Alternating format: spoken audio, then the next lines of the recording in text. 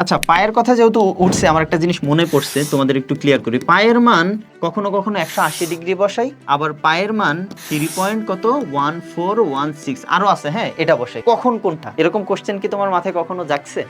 এটা কিন্তু একটা মজার জিনিস।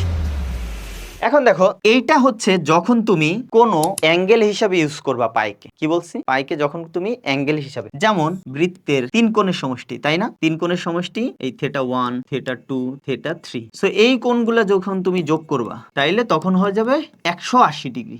বোঝা গেছে? আবার ত্রিকোণমিতিক ফাংশন গুলো আছে না, যেমন ধরো সাইন, এইখানে হচ্ছে তুমি পাই বাই কত 3 দিয়ে দিছো, এইখানে কিন্তু পাই হচ্ছে 180, কারণ এটা কোণ হিসাবে ইউজ হয়েছে। এবারে এইখানে আসো, এইখানে কি ওরকম কিছু আছে? ত্রিকোণমিতিক কোনো ফাংশন আছে? এখানে তো আলাদা কোণই আছে থেটা দ্বারা। সো এই পাইটা যখন সিঙ্গেল বসবে, কোনো ত্রিকোণমিতিক ফাংশনের ভিতরে নাই, কোনো আবদ্ধ ক্ষেত্রের কোনো কোণ হিসাবে ব্যবহার হচ্ছে না, যখন ব্যবহার না হবে তখনই তুমি পাইকে কত ধরে নিবা? 3.1416। তো এখানে পায়ের মানটা কিন্তু 3.1416, এইটা কিন্তু 180 না, এটা ভুল। বোঝা গেছে?